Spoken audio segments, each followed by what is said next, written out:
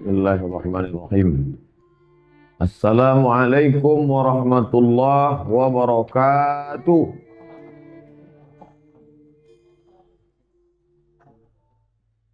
Alhamdulillah bi ni'matihi tatimmus shalihat.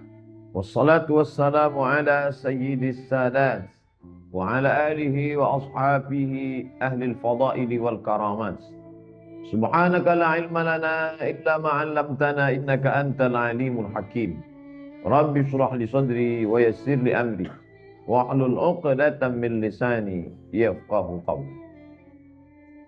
Bapak-bapak, ibu-ibu, alim ulama, cerdik pandai, tokoh masyarakat, adik-adik, para pemuda sekalian, hadirin hadirat yang besar tak dihimbau gelar, yang kecil tak dapat disebut nama. Insyaallah kita semua dimuliakan Allah Subhanahu wa taala. Amin ya rabbal alamin.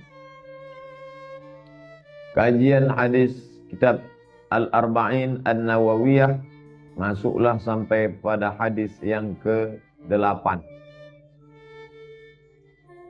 Diriwayatkan dari sahabat Nabi Abdullah ibnu Umar radhiyallahu anhuma, Abu Bakar Siddiq radhiyallahu anhu, Umar ibn Khattab radhiyallahu anhu, Abdullah ibn Umar radhiyallahu anhuma, karena bapaknya sahabat Nabi, anaknya pun sahabat Nabi. Abdullah ibn Umar ibn Khattab radhiyallahu anhuma. Biografinya sudah kita bahas dalam beberapa pertemuan yang lalu.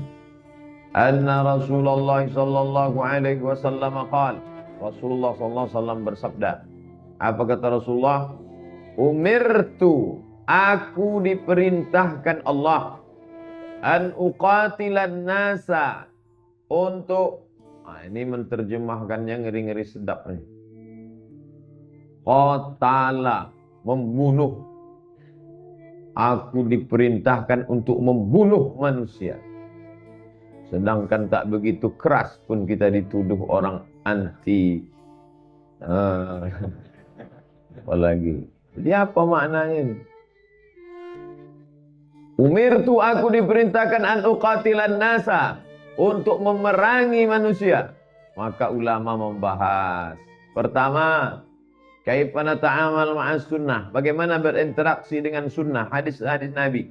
Tidak boleh memahami satu hadis lalu menarik kesimpulan satu hukum. Fatal. Ini bukan satu hadis dari satu kata. Uqatila, aku diperintahkan untuk memerangi. Lalu muncullah hadis-hadis, ayat-ayat perang.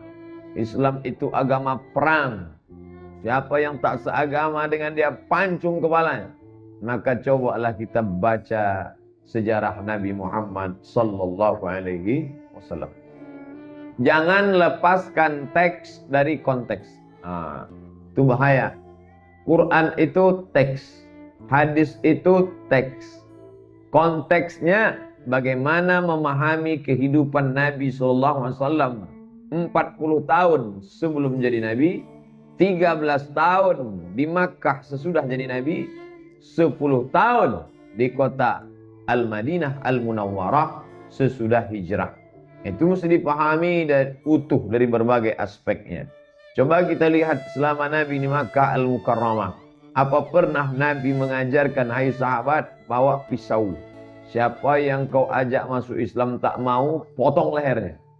Tak ada. Setelah pindah ke Madinah, apa pernah Nabi sallallahu alaihi wasallam mengajarkan, hai orang Islam, hai Bani Tamim, hai orang Quraisy, itu ada 4 Yahudi, Bani Nadir, Bani Quraidah, Bani Qainuqa, Yahudi Khaybar, bunuh. Ada. Justru ketika Nabi pindah ke kota Al-Madinah Al-Munawwarah, yang pertama kali dibuat adalah Al-Mu'ahadah, perjanjian damai. Itulah yang diterjemahkan dengan istilah piagam Madinah.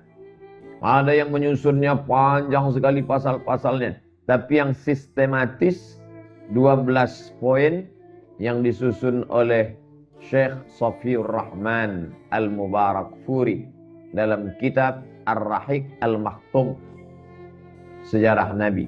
pemenang Nobel terbaik sejarah Nabi Muhammad sallallahu alaihi wasallam. Bapak Ibu yang sudah punya bukunya, alhamdulillah. Ustadz punya. Bahasa Indonesia ada, bahasa Arab ada. Yang bahasa Indonesianya saya beli 44.000. Sekarang mungkin harga sudah naik. Tapi yang jelas buku ini bagus sekali. Simple, sederhana, bahasanya mudah dicerna, datanya valid, dan dia pemenang Nobel.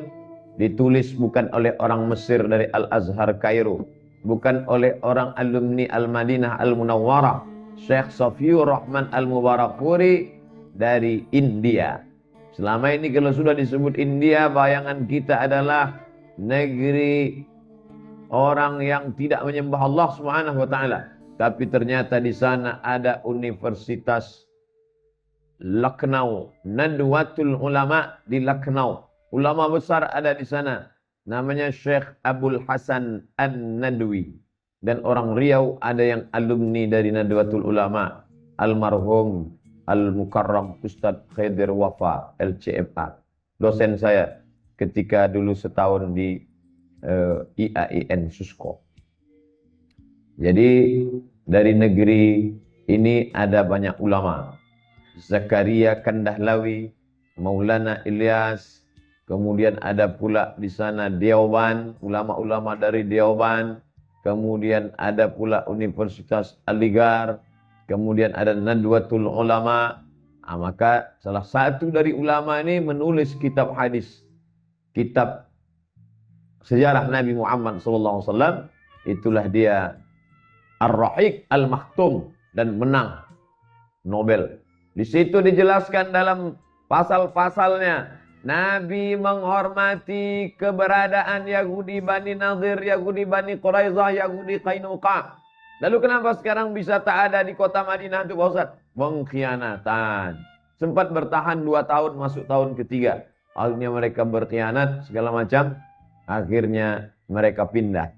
Tapi dulu mereka ada di sana. Makanya Presiden Israel Golda Meir pertama kali pindahlah mereka ramai-ramai ke Palestina tahun 1946 atas jasa Inggris. Apa kata Presiden Golda Meir dalam pidato kepresidenannya pertama kali? Aku mencium bau nenek moyangku di Al-Madinah Al-Munawwarah. Pak Ustadz punya bukunya? Ada di rumah. Buku itu dulu diktat bacaan, ditulis oleh Syekh Dr. Fargallah dalam mata kuliah sejarah, dalam mata kuliah aliran-aliran modern. Di antaranya dalam pembahasan masalah Zionis. Jadi ada satu mata kuliah di Fakultas Usuluddin Al-Azhar Mesir membahas tentang satu khusus Zionis. Bapak Ibu yang dimuliakan Allah, hadirin hadirat, muslimin muslimat. Jadi memahami hadis ini harus utuh, jangan dipotong. Umirtu, aku diperintahkan an uqatilan nas. Kenapa tidak an aqtulan nas? Kalau bunyinya aku diperintahkan untuk membunuh, tapi di sini dikatakan, digunakan kata qatala yuqatilu, artinya berperang terhadap orang yang sadda anil Islam, yang menghalangi. Makanya ada yang tidak menghalangi. Modelnya seperti Abu Talib. Abu Talib tak Islam, tapi dia tak menghalangi Nabi. Sampai akhir hayatnya hidup damai bersama Nabi. Tapi yang menghalangi Islam, Abu Jahal, Abu Lahab. Maka dalam perjalanan dakwah ini ada yang masuk Islam, hartanya dia berikan, anaknya dia berikan, nyawanya dia berikan. Itu Abu Bakar Siddiq. Ada pula lawan daripada Abu Bakar. Semuanya dia musuhi. Istrinya musuhi, anaknya musuhi. Ma aghna anhu maluhu wa ma kasab. Sayasla naran dzata lahab wa imra'atuhu hammalatal hatab. Nah, ini Abu Lahab. Tapi ada pula modelnya, dia tidak Islam, tapi dia menghormati perjuangan Islam, bahkan mendukung. Nah, ini Abu Talib. Nah, dalam perjalanan ada 3 nih. Bapak Ibu ukurlah kawan itu kira-kira Abu Bakar, Abu Lahab, apa Abu Talib. Alhamdulillah Pak Ustaz, ini dia memang tidak Islam, tapi dakwah Islam dia tolong. Bahkan ada tanah rumahnya dikhususkannya untuk pendidikan anak-anak umat Islam. Nah, itu Abu Thalib tuh. Ini Pak Ustaz mau musuhi kita saja. Nah, itu Abu Lahab. Maka di sini dikatakan, umirtu, aku diperintahkan an uqatila, untuk memerangi. Siapa dia? Orang-orang yang halangi dakwah Islam. Uqatila. Tapi kata Syekh Dr. Hisham Kamil Hamid Musa, makna uqatilan nas, dia lembut. Apa kata dia? Makna uqatilan nas, laqad amara Allah Ta'ala Sayyidina Muhammadan an yansural Islam, menyebarkan agama Islam. Makanya jangan baca hadis, cari kamus, terjemahkan sendiri, lalu hukum sendiri, bicara. Kapan orang itu halal darahnya? Ketika dia menghalang-halangi dakwah Islam. Tapi yang lebih lembut lagi adalah, aku diperintahkan Allah Ta'ala, kata Nabi Muhammad SAW, untuk menyebarkan dakwah Islam. Sampai kapan? Hatta yashhadu, sampai mereka bersaksi an la ilaha illallah, sampai mereka bersaksi bahwa tiada Tuhan selain Allah. Berdakwah dengan kata-kata yang lembut. Ud'u ila sabili rabbik, ajak orang ke jalan Allah. Dengan apa? Bil hikmah. Terus wal mau'izatil hasanah, suri tauladan yang baik. Apalagi, oh dia ini orangnya tak mempan kalau cuma diajak. Dia ngajak berdebat. Wajadilhum, debat dia. Tapi tetap dengan cara billati hiya ahsan, dengan cara yang santun, dengan cara yang lembut. Bahkan Nabi SAW tak mengajarkan bakar rumahnya, hancurkan, potong pokok kayu. Tak. Nabi ketika melepas pasukan ke Mu'tah, apa kata dia? Satajiduna rijalan fis sawami'. Kalian nanti akan jumpa rijal, laki-laki, fis sawami', di gereja-gereja tua. Karena di negeri Syam itu Kristen Ortodok Maronit, sedangkan Mesir Ortodok Koptik. Kalian nanti jumpa dengan laki-laki yang tinggal di sana. Maksudnya para pendeta. La ta'ridu lahum, jangan kalian ganggu. Karena mereka bukan objek perang. Biarkan mereka beribadah di tempat mereka. La taqtulu sawiyan murdi'a, jangan bunuh anak kecil sedang menyusui. Wala syaikhan faniya, jangan bunuh orang tua renta. Wala taqtulunna, la taqta'unna syajaratan, jangan potong pokok kayu. La ta'khiranna nakhlan, jangan cabut pokok kurma. Pokok kurma tanaman pokok. Jangan karena benci sama orang, tak dapat orangnya, tumpahkan minyak-minyaknya seperti yang terjadi di Palestina. Saya kebetulan dulu satu asrama punya kawan anak Palestina. Lalu saya tanya, ceritakan sedikit bagaimana penderitaan kamu. Somad, mereka tidak bunuh kami. Andai dibunuhnya kami masuk dia ke rumah, kami mati langsung, mati syahid. Terus sepatunya itu menendang tempat-tempat minyak zaitun. Padahal makanan kami lah di dalam. Pecah. Pergi tentara Israel itu dengan tertawa. Ternyata 14 abad yang lalu Nabi Muhammad SAW mengajarkan, la ta'kiranna nakhla, jangan potong pokok korma. Benci sama musuh, lalu tanaman padinya ratakan semua. Bukan ajaran Islam. Apa salah pokok padi? Bahkan dalam Islam diajarkan, man qata'a sidratan, siapa yang memotong pohon kayu yang daunnya lebar, tempat bernaung dari cahaya panas matahari, sawwaballahu ra'sahu finnar, disungkurkan Allah kepala mereka dalam api neraka jahanam.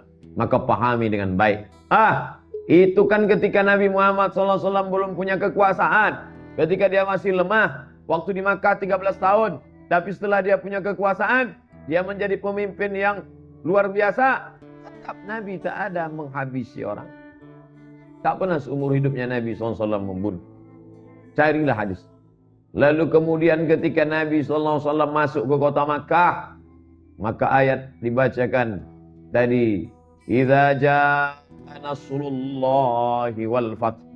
Ingatlah ketika datang pertolongan Allah, wal fath, kemenangan.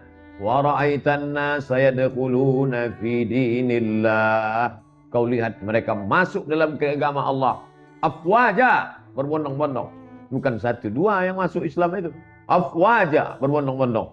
Mereka itu masuk Islam, tidak ada darah yang tumpah, tak ada nyawa melayang, tak ada telinga yang digunting, tak ada hidung yang dipotong, tak ada jantung yang dikunyah. Seperti perlakuan ketika mereka menyerang kota Al-Madinah Al-Munawwarah. Wa in qatalukum faqtuluhum. Bunyinya jangan dipotong ayatnya. Faqtuluhum, bunuhlah mereka.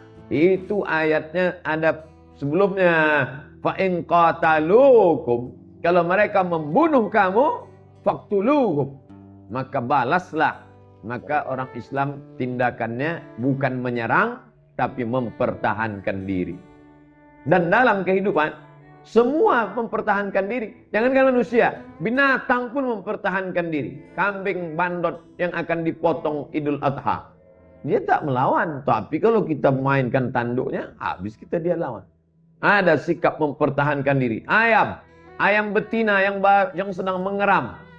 Ayam betina sedang mengeram. Cobalah, ada mempertahankan diri. Semut yang kecil pun kalau diinjak melawan juga dia. Maka mempertahankan diri itu jihad dalam Islam. Jangan dikatakan orang Islam ini teroris, orang Islam ini ada kata jihad. Tulislah kata jihad di Google. Jihad, enter. Langsung teroris. Jihad itu sistem pertahanan diri. Setiap suku, setiap bangsa, bahkan binatang sekalipun ada mempertahankan diri. Oleh sebab itu, maka jihad adalah mempertahankan diri. Umirtu an uqatilan nas. Aku diperintahkan untuk menebarkan Islam. Tapi ketika Islam ini dihalangi, dimusuhi, membunuh, maka balas, kata Nabi SAW. Sampai kapan? Hatta yashhadu, sampai mereka mengikuti, mengakui, tunduk dan patuh untuk mengatakan la ilaha illallah. Alhamdulillah, orang Melayu lembut hatinya ketika datang para ulama da'i ke negeri ini bersyahadat, walaupun sebagian masih belum bersyahadat. Itulah yang kita kunjungi setiap bulan Februari dan bulan Agustus, membawa makanan, pakaian, bahkan kemarin kambing kurban dapat 49 ekor. Kita antarkan ke sana, lalu kemudian yang sudah masuk Islam memakan dagingnya, sekaligus yang belum Islam pun dapat sebagian, karena kambing kurban boleh dibagi kepada non-muslim. Begitu kata Syekh Atiyah Saqar dalam kitab Fatawa Al-Azhar. Kecuali kurban wajib. Kurban wajib tak boleh. Kurban sunat boleh. Tapi tidak kita bagi semua kepada non-muslim. Waktu pembagian kurban bapak ibu yang kemarin dapat berkirim 49 ekor yang kita bawa ke suku Talang Mama kemarin, enggak. Itu diberikan kepada muslim. Tapi bahwa ada tetangganya yang non-muslim, itu tetap dapat. Yang masih animisme, dinamisme, dia tetap diberi. Dari mana Ustadz yakin bahwa kambing yang kemarin dipotong waktu Idul Adha paginya? Mahasiswa tinggal USN, UIN Suska mengajar. Jadi adik-adik itu tinggal untuk meyakinkan bahwa memang kambing itu dipotong tanggal 10. Karena kita khawatir kalau kita tinggal balik potong. Maka jangan khawatir, jangan takut. Hatta sampai mereka bersaksi asyhadu an la ilaha illallah. Lalu kemudian tak cukup hanya la ilaha illallah. Karena banyak juga orang berkata, aku percaya Allah. Percaya kamu Tuhan, Rabb yang disembah itu Allah. Ya, saya percaya. Tapi untuk mengikut Muhammad, saya belum bisa. Nah, ini tak bisa. Tak bisa dipisahkan.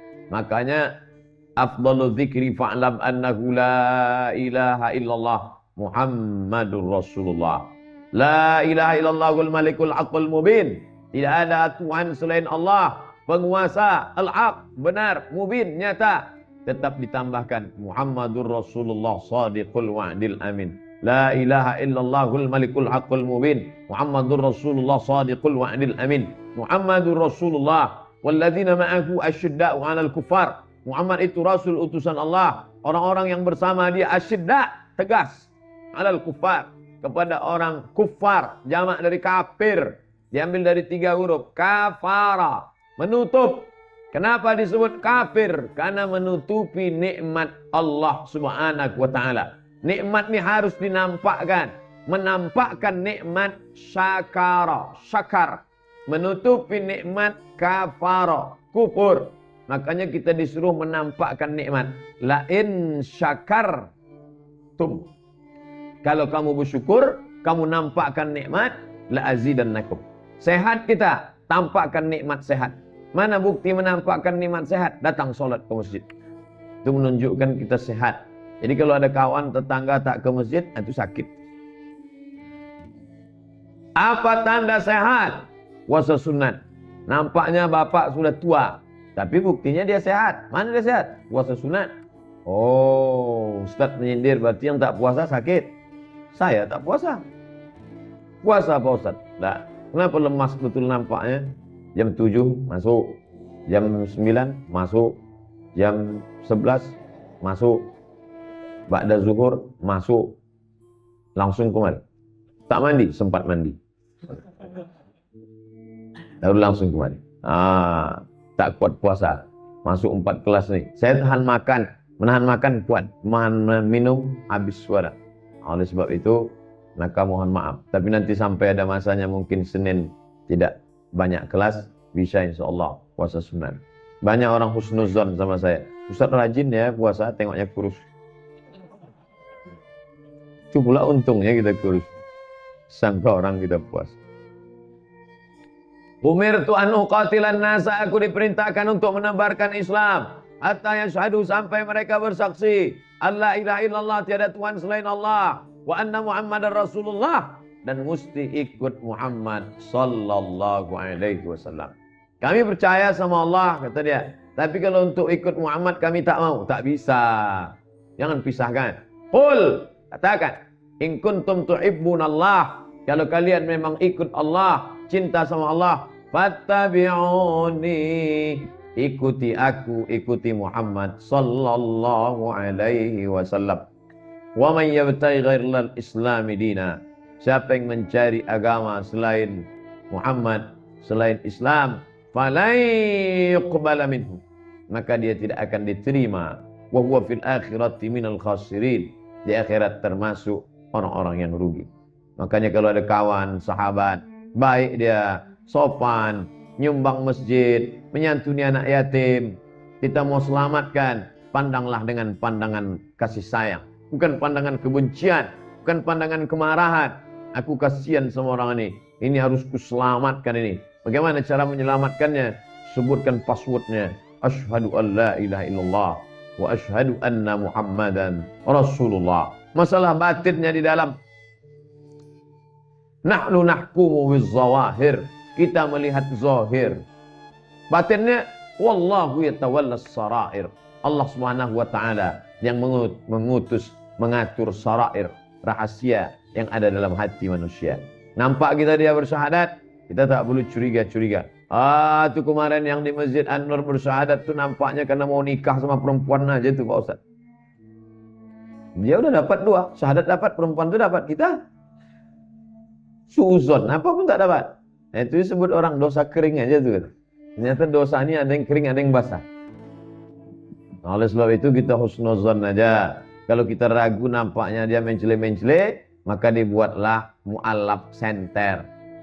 Center itu artinya pusat mu'allab. Ketuanya Dr. Zulkarnain Umar. Doktor ketua mu'allab, bukan tanggung-tanggung. Maka ikut. Dulu orang kalau bersyahadat kasih kain sarung, tak kemana dia pergi. Nanti pas dekat-dekat mau pembagian zakat fitrah baru datang balik. Sekarang dah, kita harus kontrol. Kerjanya di mana? Tinggalnya sama bapak siapa? Gimana keadaannya sekarang? Apakah sholat masih terus? Sudah pandai kan baca Quran? Ini guna mualaf center di bawah pengurusan Masjid An-Nur, Masjid Raya An-Nur. Bapak Ibu yang dimuliakan Allah Subhanahu wa taala, kenapa mesti ikut Muhammad sallallahu alaihi wasallam? Karena Nabi Isa sendiri berkata, apa kata Nabi Isa? Ya'ti min ba'di ismuhu Ahmad. Akan datang nanti sesudah aku Nabi terakhir, namanya Ahmad. Tuh, kalau gitu bukan Muhammad Pak Ustadz, nama dia juga itu. Dia Muhammad, dia Ahmad, dia Al-Fatih, dia Al-Khatim, dia Al-Hashir, dia Al-Hami, dia Al-Aqib, dia Yasin, dia Toha, dia Muhammad sallallahu alaihi wasallam, dia Abul Qasim. Itu nama dia yang banyak. Maka kata Nabi Isa nanti di akhir zaman akan datang sesudah aku bernama Ahmad. Dialah Muhammad sallallahu alaihi wasallam. Alladzina atainahumul kitab. Mereka yang kami beri Alkitab, Taurat, Yahudi, Injil, Nasrani. Ya'rifunahu kama ya'rifuna abana'ahum. Mereka mengenal Muhammad seperti mereka mengenal anak kandung mereka sendiri. Makanya ketika Nabi sampai di kota Al-Madinah Al-Munawwarah, datanglah seorang laki-laki namanya Husain. Dia mau menengok, karena sebelumnya dia belum pernah menjumpai Nabi di Makkah. Dia dengar kabar saja bahwa ada Nabi di Jazirah Arab tinggalnya di Makkah. Ini ciri-cirinya. Maka dia mau perhatikan, betul tak ini Nabi asli atau Nabi kawin. Maka dia perhatikan dari jauh. Dia lihat ciri-cirinya, tak salah lagi. Inilah dia. Dia pun datang menjumpai Nabi SAW. Dia pun bersyahadat, asyhadu an la ilaha illallah wa asyhadu anna Muhammadan Rasulullah. Lalu setelah dia masuk Islam, orang Islam bertanya, Abdullah, nama dia Abdullah bin Salam.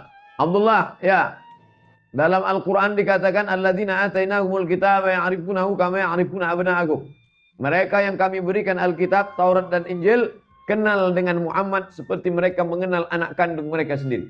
Bapak ibu, dari gaya berjalan anak, dari raut wajahnya, bahkan dari bentuk rambutnya dari belakang, bahkan dari cara berjalannya, bahkan dari suaranya, bahkan dari baunya tahu, ini anak saya. Bayangkan itu. Lalu orang bertanya kepada Abdullah bin Salam, Abdullah, ya, kau kan pendeta Yahudi, ya, apa betul kalian kenal Muhammad seperti mengenal anak kandung sendiri? Apa kata Abdullah bin Salam? Bal asyad, bahkan kami lebih kenal Muhammad daripada anak kandung kami sendiri. Lebih kenal kami bahwa itulah dia Nabi itu daripada anak kandung. Dan kami lebih yakin bahwa dia Nabi daripada anak kandung kami sendiri. Kenapa begitu? Karena tanda-tanda dia tak meleset sedikit pun. Sedangkan anak kami ragu boleh jadi istri kami berselingkuh. Kata Abdullah bin Salam. Makanya dia bersyahadat. Maka masuk Islamlah Ka'bul Ahbar, Abdullah bin Salam, Sofiyah binti Huyai bin Akhtab. Lalu kemudian di antara Ahlul Kitab, Najasyi masuk Islam. Dari mana Ustaz tahu Najasyi itu Islam? Nabi melaksanakan salat ghaib. Salat ghaib doa hanya untuk orang yang bersyahadat, asyhadu an la ilaha illallah wa asyhadu anna Muhammadar Rasulullah. Najasyi, Raja Habasyah, Ethiopia, Afrika. Waktu itu mereka punya kemakmuran, kekuasaan, kehebatan luar biasa. Makanya hijrah pertama dipimpin oleh Ja'far bin Abi Thalib, tidak ke Madinah, tapi ke Habasyah. Walaupun sekarang Ethiopia negeri miskin, susah. Tapi dulu mereka pernah punya peranan yang luar biasa. Sampai Nabi mengenang kebaikan jasa Najasyi, Nabi melaksanakan sholat ghaib.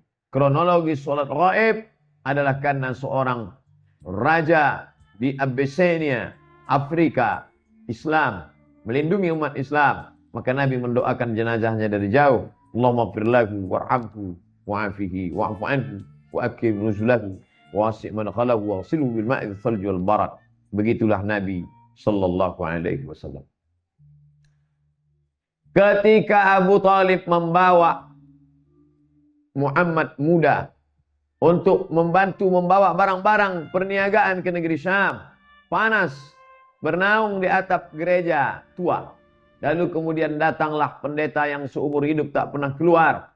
Karena mereka hanya beribadah saja. Mereka adalah orang-orang yang disebut sebagai holy man, manusia suci. Lalu kemudian saat itu dia keluar. Karena dia melihat ada makhluk yang tak biasa. Tapi dia tahu ciri dan sifatnya.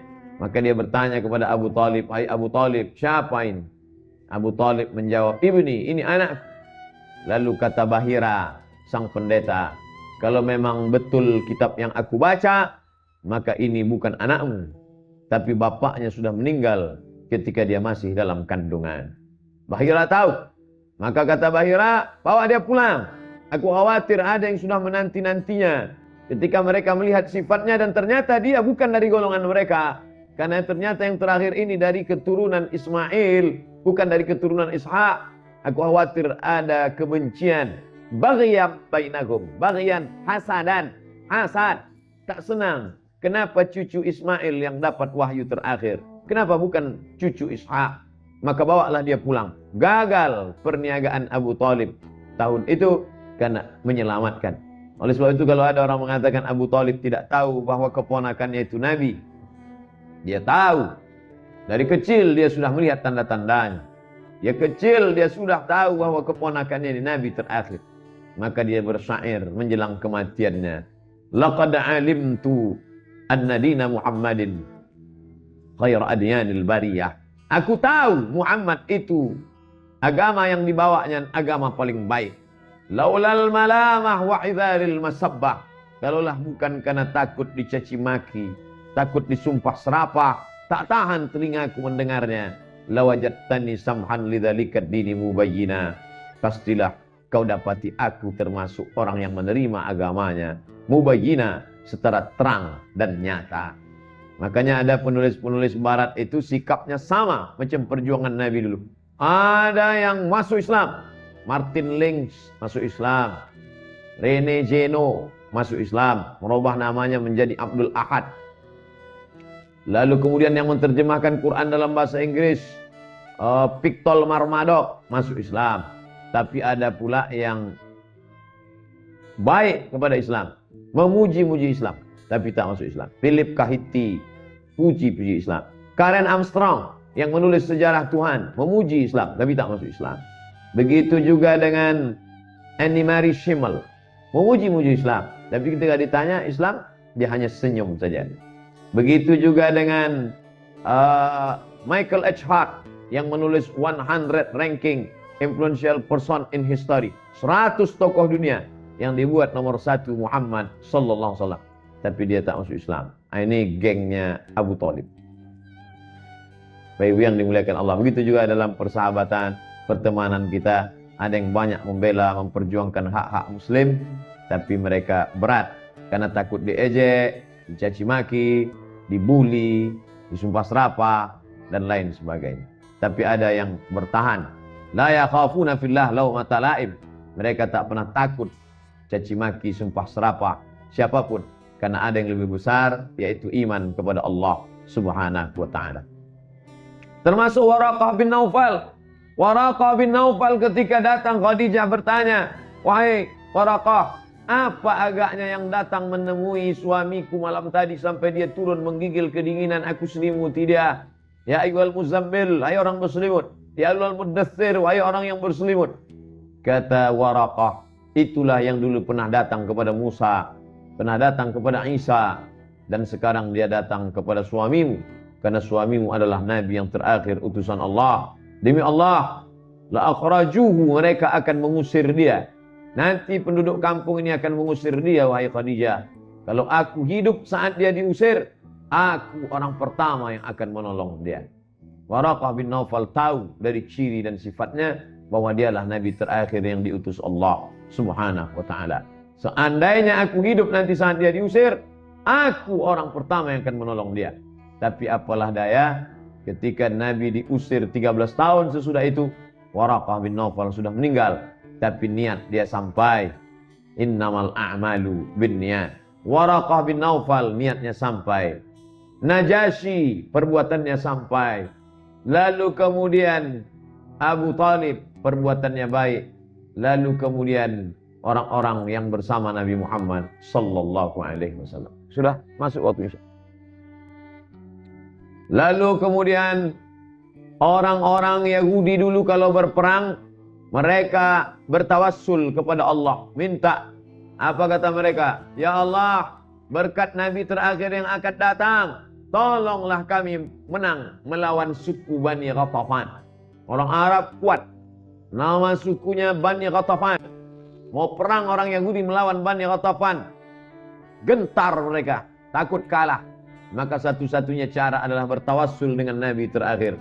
Ya Allah, kami bertawassul kepada Engkau. Kalau memang betullah hebat kedudukan Nabi terakhir itu nanti, tolong menangkan kami. Perang mereka menang. Turunlah ayat bercerita tentang kemenangan. Wa kanu min qablu yastaftihuna 'ala allazina kafaru. Sebelum Muhammad lahir, setiap kali mau perang, mereka minta kepada Allah, berkat Nabi terakhir tolong kabulkan doa kami. Falamma ja'ahum ma'arafu. Tapi anehnya, ketika yang mereka sebut-sebut itu datang, ketika yang mereka kenal itu datang, falamma ja'ahum ma'arafu kafaru bih. Mereka ingkar, mereka tak percaya. Kenapa mereka mengingkarinya setelah dia datang? Sebelum datang mereka percaya, setelah datang mereka malah tak percaya. Hasadan, hasad, iri, dengki. Kenapa dari cucu cicit keturunan Ismail, Muhammad, anak Abdullah, anak Abdul Muttalib, anak Hashim, anak Abdi Manaf, keturunan cucu cicit Lu'ay, Fihir, Kilab, keturunan daripada Adnan, keturunan daripada Ismail, anak kandung Ibrahim alaihissalam. Hanya beda 2 jalur saja. Mereka berat menerima Muhammad sallallahu alaihi wasallam. Tapi kita di Pekanbaru ini, berapa jarak kita dengan Nabi sallallahu alaihi wasallam, kita tak pernah mempermasalahkannya. Kita tak pernah minta kenapa dia orang Arab, kenapa dia Quraisy, kenapa bukan dari golongan kami. Semuanya kita menerima. Menerima itu bahasa Arabnya syahadah. Jadi bukan bersaksi dengan mata. Mana Tuhan itu? Mana Nabi itu lihat dengan mata? Karena dipahaminya syahadat, syahada, syahidah, bersaksi. Maka makna bersaksi, kata Syekh Dr. Hisham Kamil Hamid Musa, apa kata beliau makna bersaksi di situ? Bersaksi adalah mengikuti, tunduk, patuh, percaya kepada hukum Allah dan apa yang dibawa oleh Muhammad sallallahu alaihi wasallam. Saya percaya sama Allah, Pak Ustaz. Tapi masalah menutup aurat yang disuruh Nabi saya tak bisa terima. Tak bisa begitu.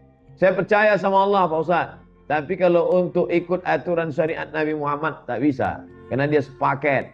Tak bisa main potong-potong, comot-comot. Mana yang enak, ambil. Mana yang senang, mudah, ambil. Tapi giliran yang terasa sulit, campakkan. Maka terimalah Islam secara utuh. Ya ayyuhalladzina amanu. Hai orang beriman. Udkhulu fis silmi. Masuklah kamu kepada ajaran Islam yang dibawa Muhammad SAW kafah secara utuh dan sempurna. Tapi sampai hari ini apa yang terjadi? Di negeri Syam yang pernah jadi ibu kota Bani Umayyah, Syam, Suriah, masih ada orang Kristen. Di Lebanon masih ada. Di Palestina masih ada. Di Mesir masih ada. Membuktikan, menunjukkan bahwa Islam itu datang rahmatan lil alamin. Seandainya seperti yang digambarkan, yang diejekkan, yang dikarikaturkan, bahwa ketika Nabi Muhammad datang, hancurkan semua, paksa, maka tak ada tersisa. Tapi masih ada tersisa. Bahkan di tempat kita, bumi Melayu ini, Candi Muara Takus masih tetap tegak berdiri. Bahkan di Jawa lebih banyak lagi. Padahal dulu kerajaan Majapahit berganti menjadi kerajaan Demak Islam, kerajaan Yogyakarta, kerajaan Siak Sri Indrapura, kerajaan Melayu Delhi, Islam, kekuasaan Islam.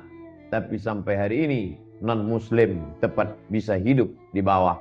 Karena Islam membedakan antara orang yang menolak, melawan dengan orang yang sekedar tidak mau. Apa kata Allah dalam Al-Quran? La yanhakumullahu 'anil ladzina la yuqatilukum fid din wa lam yukhrijukum min diyarikum an tabarruhum wa tuqsitu ilaihim. Kalau mereka tidak mengusir kamu dari rumah kamu, mereka tidak membunuh, memancung kepala kamu, 2 mereka tak lakukan. Mereka tak membunuh kamu, mereka tak mengusir kamu, maka kamu boleh melakukan antabarruhum, buat baik sama mereka. Wa tuqsitu ilaihim, bersikap adil. Bersikap adil. Jangan kita punya karyawan yang satu muslim, yang satu tak seakidah, lalu kita main hantam, main bantai saja. I'dilu, bersikap adillah. Wa aqrabu littaqwa, karena sikap adil itu mendekatkan kepada takwa. Orang takwa kalau dia adil. Kalau ada orang yang tidak adil, maka sulit untuk dikatakan dia takwa. Wala yajrimannakum syana'anu qaumin, jangan sampai karena kebencian kamu kepada sekelompok orang, ala alla ta'dilu, membuat kamu tidak bersikap adil. Like and dislike. Kalau sudah suka, dipuji melambung sesuka-sukanya. Salah pun dia dikatakan benar.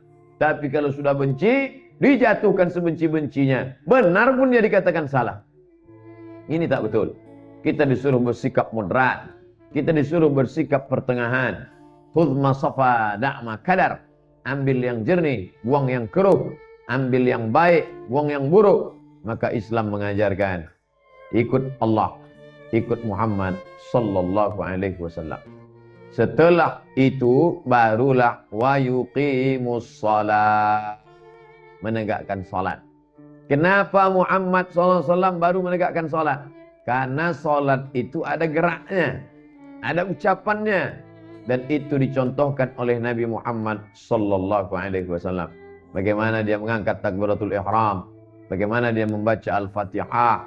Dikatakan oleh Anas bin Malik, aku mendengar Nabi membaca, dia baca mat panjang 3 kali. Bismillahirrahmanirrahim.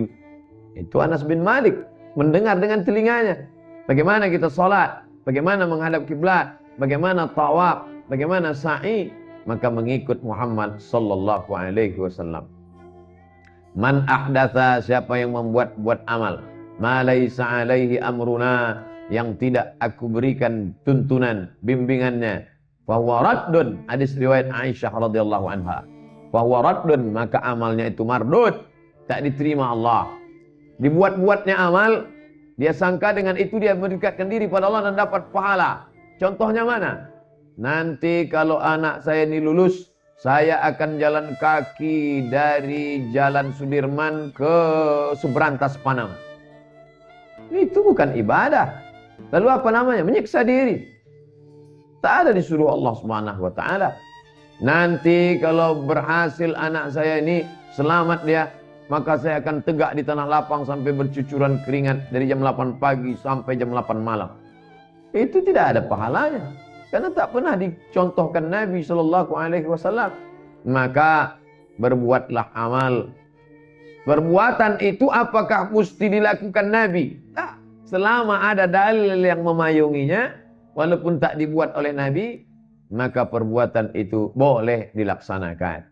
Makanya Abdullah ibn Umar pulang dia ke rumah dari berdagang, berniaga, dia tak langsung masuk rumah. Singgah dia di makam Nabi SAW, dia ucapkan salam. Assalamualaikum ya Rasulullah, Assalamualaikum ya Habibullah, Assalamualaikum ya khaira khalqillah. Itu yang kita ikuti, mengucapkan salam depan makam Nabi. Tak pernah Nabi mengatakan, nanti kalau aku mati datanglah kamu ucapkan salam. Tapi perbuatan itu dilakukan oleh sahabat Nabi. Begitu juga dengan Abdurrahman ibn Auf. Ketika dia mau pulang ke rumah, dia bacakan untuk ketenangan, keselamatan penghuni rumah, dibacakannya ayat kursi di sudut rumah.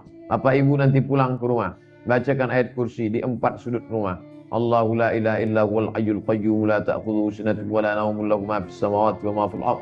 Man dhal ladzi yashfa'u 'indahu illa bi idhnihi ya'lamu ma bayna aydihim wa ma khalfahum wa la yuhituna bi shay'in min 'ilmihi illa bima sha'a. Wasi'a kursiyyuhu samawati wal ardh wa la ya'uduhu hifdhuhuma wa huwal 'aliyyul 'azim.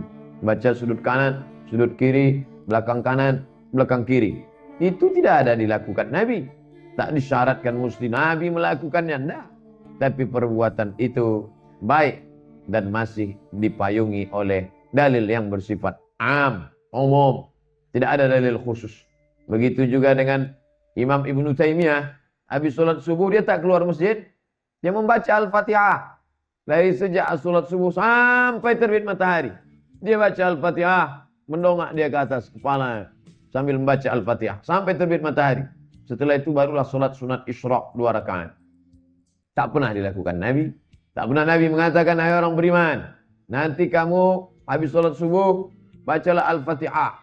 sampai terbit matahari. Bahwa kita disuruh di masjid, ada. Man sholat subha fi jama'atin, siapa yang sholat subuh berjamaah. Tsumma qa'ada yadhkurullah, duduk berzikir dengan Allah. Hatta tatul asyam, sampai terbit matahari. Memang ada. Tapi membaca Al-Fatihah secara terus menerus, tak ada. Setelah orang bersyahadat, mengakui tak ada Tuhan selain Allah, Muhammad itu Rasulullah, barulah dia yuqimus salat. Salat. Karena tak mungkin orang bisa salat kalau tidak meyakini Muhammad. Tidak mungkin dia menjalin hubungan dengan Allah kalau tidak mengikut cara Muhammad. Maka Muhammad adalah jalan menuju Allah Subhanahu wa ta'ala. Setelah itu barulah dia mengeluarkan zakat. Lalu dalam hadis ini tidak seperti yang kita bahas kemarin. Salat, zakat, puasa, haji. Di sini kenapa haji tak masuk? Mengapa puasa tak ada? Yang ada cuma salat sama zakat. Makanya tidak bisa mengambil hukum dari satu hadis. Kumpulkan semua hadis, barulah tarik satu kesimpulan. Ini bercerita tentang wakil ibadah. Ibadah yang pertama, ibadah hati. Tak nampak dalam perbuatan. Itulah keyakinan. Mengakui Allah sebagai Rabb, mengakui Muhammad sebagai Nabi. Itu ibadah hati. Tak nampak dia. Saya tak bisa menengok dalam hati bapak ibu. Percaya tak sama Allah? Percaya tak sama Nabi Muhammad? Innal kalama la fil fuad. Kalam tu letaknya di dalam hati. Wa innama ju'ilal lisan. Diucapkan di lidah. Maka ibadah yang pertama, ibadah hati. Yauma la yanfa'u malun wala banun. Hari itu tak ada guna harta, tak ada guna anak. Illa man atallaha biqalbin salim. Kecuali orang yang datang menghadap Allah membawa hati yang salim. Hati yang salim, hati yang selamat. Hati yang selamat, hati yang diisi dengan asyhadu an la ilaha illallah wa asyhadu anna Muhammadan Rasulullah. Kalau sudah ada kucing, maka tikus akan lari. Maka kalau sudah ada zikir, maka setan akan pergi. Maka diusirlah dia dengan la ilaha illallahul malikul haqqul mubin. Muhammadur Rasulullah sadiqul wa'dil amin. Dibaca afdalu zikri fa'lam annahu la ilaha illallah. Diisi dengan memperbanyak selawat. Tak ada angin, tak ada hujan, susah saja hati. Gundah gulana, kacau balau. Bagaimana cara mengusirnya? Allahumma salli ala Sayyidina Muhammad wa ala ali Muhammad. Dengan penuh keyakinan. Man salla alaiya salatan. Berselawat kamu satu kali. Sallallahu alaihi biha asyra. Allah balas 10 kebaikan. Wa huttat anfu asyra sayyiat. Ditutupi 10 kesalahan. Wa rufi'at lahu asyra darajat. Dinaikkan 10 tingkatan kemuliaan. Yang kedua, amal badan. Allahu Akbar. Bismillahirrahmanirrahim. Alhamdulillahi Rabbil Alamin. Amal badan, amal tangan, amal mata, amal telinga, amal lidah. Mata menghadap tempat sujud. Dada menghadap arah kiblat. Letak posisi tangan, riwayat pertama ke telinga, yang kedua ke bahu. Suara keluar menggelegar. Ar-Rahman, 'allamal Qur'an, khalaqal insan. Nah, ini amal badan. Badan yang beramal, hati kosong, hampa, tak bernilai. Sama macam jasad tak ada roh. Kulitnya saja. Mana mau orang dikasih kulit pisang? Mana mau orang dikasih baju, tak ada fisik jasadnya. Tapi tak pula bisa dibalik. Kau kenapa tak sholat? Yang penting hati aja sholat. Sholat batin cukup. Nah, ini tak bisa. Karena seimbang antara zahir dan batin. Amal hati, yakin, iman, takwa. At-taqwa hahuna, kata Nabi. Di sini letak takwa itu. Tapi juga mesti ada amal badan. Wa yuqimus shalah. Menegakkan salat. Makanya kalau ada orang mengaku muslim, tak salat, mengaku sudah sampai kaji ke langit ketujuh, meninggalkan salat, cukup kita melihat zahir. Nahnu nahkumu bizzawahir. Adapun batin biarlah Allah Subhanahu wa taala. Yang ketiga, amal harta. Wa yu'tuz zakah, bayar zakat. Tapi bukan berarti hanya zakat saja. Bagi yang sudah berzakat, berinfak. Tak sanggup berinfak, wa sadaqah. Berinfak itu harta. Wa anfiqu min thayyibati ma kasabtum. Wa anfiqu, kalau sudah disebut infak, harta. Berinfak semen, berinfak lampu, berinfak keramik, berinfak kain, infak. Zakat, infak, sedekah. Yang tak bisa mengasih harta, kasihlah sedekah. Likulli sulama minkum sedekah. Tiap tulang-tulang ini ada sedekahnya. Ikut dulu mengecor, ikut memikul semen, ikut memasang keramik, bagian dari sedekah. Tabassumika fi wajhi akhika sedekah. Senyummu ke wajah saudaramu adalah sedekah. Kalau sanggup membawakan 5-10 sak semen ke masjid ini, bawa. Tak sanggup saya Pak Ustadz. Kalau begitu ikut gotong royong, memasang-masangnya. Tak juga sanggup Pak Ustadz, datang tengok senyum. Mantap masjidnya sekarang ya, senyum. Senyum aja. Saya yang ketiga itu datang senyum. Ayo itu zakah. Maka tiga ini mesti seimbang. Rajin berzakat, rajin bersedekah, tapi hati tak mengakui Muhammad, tak bisa. Wa huwa fil akhirati minal khasirin. Di akhirat termasuk orang yang rugi. Rajin bersedekah, rajin berinfak, mengakui Nabi Muhammad, mengakui Allah, tapi tak salat, tak bisa. As-salatu imaduddin. Salat itu tiang agama. Ditulis di dinding mihrab tempat imam Nabi jadi imam di Taman Raudhah. Nanti kalau pergi umrah coba tengok di sebelah kiri. As-salatu imaduddin. Salat tiang agama.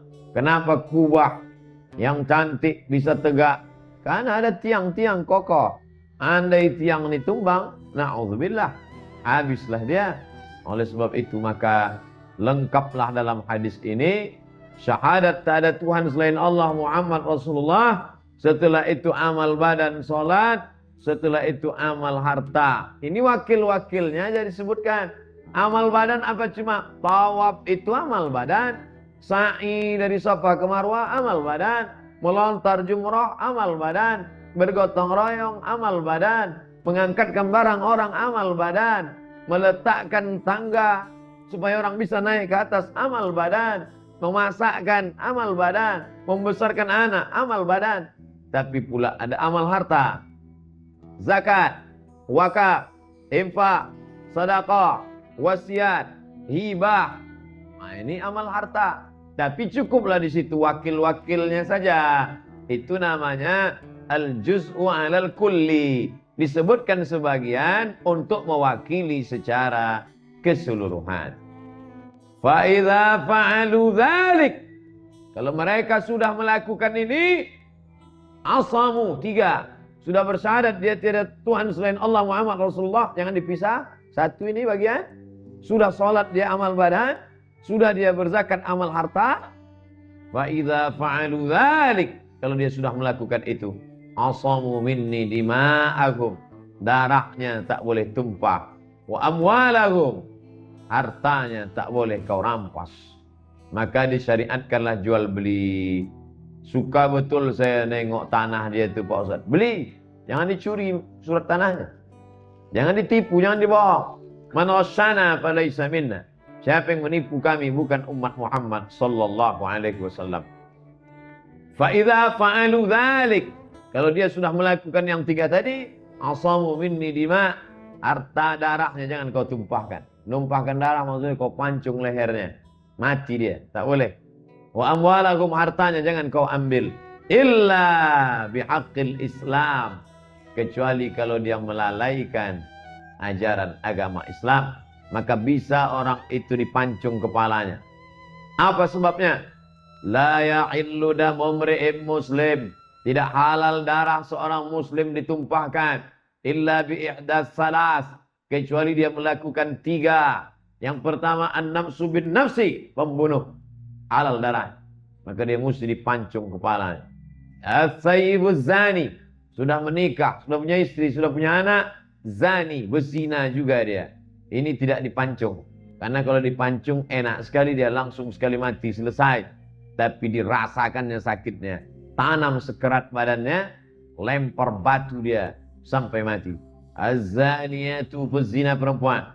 Waz-zani, pezina laki-laki. Wajlidu kulla wahidin minhuma mi'ata jaldah. Cambuk dia 100 kali. Tapi kalau sudah menikah, asy-syaikhu wasy-syaikhatu, laki-laki yang sudah menikah, perempuan sudah menikah, idza zanaya, kalau dia melakukan zina juga, farjumuhumal battah, rajam, lempar batu sampai mati. Maka tak ada rasa kasihan, karena mau menyelamatkan generasi akan datang, jangan sampai terjerumus kepada perbuatan zina. Yang menyebabkan darah orang tumpah halal, yang pertama karena membunuh, yang kedua karena berzina, yang ketiga murtad at-tariku lidinihi, orang yang meninggalkan agama, al-mufariqu lil jamaah, memisahkan diri dari jamaah, seperti kambing yang melepaskan diri dari gerombolannya, dia akan diterkam serigala. Maka pengkhianat di dalam agama apapun, dalam organisasi apapun, di dalam keluarga manapun, kalau sudah pengkhianat, maka dia dilayak untuk dihukum. Ustaz Somad, ini keluarga kami, tak gimana ceritanya dia murtad. Suami saya melarang menerima dia di rumah kami. Apakah betul tindakan suami saya itu, Pak Ustaz? Saya katakan, tindakan dia itu tidak betul. Yang betulnya mestinya dipancung kepalanya. Yang cocok sama dia. Karena at-tariku lidinihi al-mufariqu lil jamaah. Pengkhianat, merusak. Berapa banyak orang rusak gara-gara orang murtad ini. Oleh sebab itu maka dalam Islam hukumnya jelas. Jadi kalau kami tak bisa melakukan apa-apa, gimana? Man ra'a minkum munkaran falyughayyirhu biyadihi. Dengan tangan. Katakan sama dia, andai ada pemerintahan Islam, sudah habis kepala kau ini dipotong. Tapi karena tak ada, maka kami dengan lidah mesti kembali ke jalan yang benar. Andai dengan lidah pun tak mampu, wa biqalbih, dengan hati. Aku tak sanggup menghukum kau, berkata kasar pun aku tak sanggup karena aku bukannya orangnya kasar, maka jangan ku tengok muka kau lagi sini. Daripada nanti terpengaruh anak-anakku, maka out dari sini. Kita tak benci sama orangnya, benci sama perbuatannya. Seandainya dia kembali, maka kita sambut dia, marhaba. Hati kami lapang menerima kau datang. Ahlan wa sahlan. Kau datang sebagai ahlan keluarga, sahlan. Semua urusanmu dimudahkan Allah. Illa bihaqqil Islam. Makanya ikhtilaf, berselisih paham antara Umar dengan Abu Bakar. Kata Abu Bakar, orang yang tidak membayar zakat itu kuperangi dia, kupancung kepalanya, kata Abu Bakar. Umar tak setuju. Kata Umar, tak bisa begitu Abu Bakar. Aku pernah mendengar Nabi bersabda, man qala la ilaha illallah, siapa yang mengatakan la ilaha illallah wa Muhammadur Rasulullah, Muhammad Rasulullah, faqad asamu minni dima'akum wa amwalakum. Hartanya tak boleh diganggu, nyawanya tak boleh ditumpahkan darahnya, hartanya tak boleh dirampas. Maka kenapa kau mau membunuh mereka? Kenapa kau pancung yang tak mau berzakat itu? Disambung hadis ini oleh Abu Bakar, illa bihaqqil Islam. Orang yang mengucapkan la ilaha illallah Muhammad Rasulullah, maka dia wajib bihaqqil Islam, melaksanakan hak wajibannya. Tidak dipaksa lari pagi. Tak ada paksaan untuk lari. Tak ada paksaan untuk lari pagi. Anak Irma tak dipaksa lari pagi. Anak FSRMM tak dipaksa lari pagi. Anak Podamara tak dipaksa lari pagi.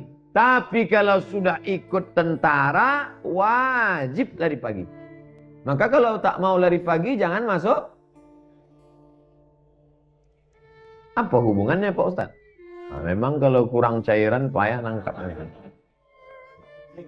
Tidak ada paksaan untuk sholat. Tidak ada paksaan untuk berzakat. Tapi kalau sudah masuk Islam, wajib sholat. Wajib berzakat. Ah, kalau gitu aku murtad aja lah Pak Ustadz. Wajib pula apa cuma. Oleh sebab itu maka yang tua-tua tak sholat itu dari awal itu udah salah setting itu. Berapa banyak istri mengadu, tak terhitung banyaknya. Kalau bisa lah dihitung WhatsApp keberapa, SMS keberapa yang mengadukan risau suami tak sholat.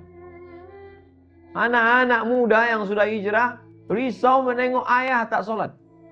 Calon menantu hampir saya batalkan nih Pak Ustadz. Kalau bukanlah karena tak bisa berpindah ke lain hati, entahlah. Menengok mertua aku nih. Mertua tak sholat. Kan parah itu. Oleh sebab itu maka illa bihaqqil Islam. Melaksanakan ajaran agama Islam. Konsisten. Sesuai antara mulut. Orang sudah di mulutnya asyhadu an la ilaha illallah. Tiap hari asyhadu an la ilaha illallah. Wa asyhadu anna Muhammad Rasulullah. Mentajdid, refresh, penyegaran, pembaharuan tiap hari. Asyhadu an la ilaha illallah. 2 kali diulang. Asyhadu anna Muhammadar Rasulullah. Saya mau nunjukkan saya bisa azan. Illa bihaqqil Islam. Lalu kemudian hadis ini ditutup dengan wa hisabuhum 'ala Allah. Hisabuhum 'ala Allah. Hisabu ma tukhfi qulubuhum 'ala Allah. Kita hanya menengok dia saja. Dia sudah bersyahadat, dia sholat, dia puasa, dia bayar zakat, dia pergi umrah. Adapun apa yang ada dalam hati dia tak usah kita tebak-tebak. Tak usah kita suuzon. Suuzon itu andai benar pun kita salah, andai salah apalagi. Oleh sebab itu tak ada untungnya suuzon. La tajassasu. Jangan cari kesalahan orang. Dia sudah masuk Islam, dia sudah bersyahadat, dia sudah salat, dia sudah berzakat. Wa hisabuhu 'ala Allah. Adapun batinnya urusan Allah. Makanya kalau kita nengok orang mati, nampak wajahnya hitam, nampak matanya melotot, tak perlu kita ceritakan di warung kopi. Tak perlu kita balik ke rumah cerita sama keluarga. Aku tadi menjenguk Pak Fulan memejamkan matanya, hampir keluar biji matanya. Bisa jadi di saat sakratul maut itu dibuat Allah dia sesakit-sakitnya karena Allah mau membersihkan dia. Setelah itu dia tak ada dosa sama sekali. Maka kita husnuzan. Makanya kata Nabi, "Uzkuru mahasina mautak." Kalau mau menyebutkan orang mati, sebut baik-baiknya aja. Gimana kemarin almarhum itu? Oh, baik. Apa baiknya? Banyaklah pokoknya. Tak bisa kuceritakan saking banyak. Tapi dia orang baik. Yang buruk-buruknya apa? Aku tak ingat. Ingatlah orang kebaikannya.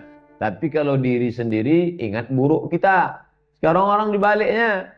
Kalau dirinya, ada ingat yang baik-baiknya. Kalau orang lain, buruk-buruknya. Gara-gara hujan sehari, hilang kemarau setahun. Sekali dia silap salah. Itulah yang diingat sampai mati.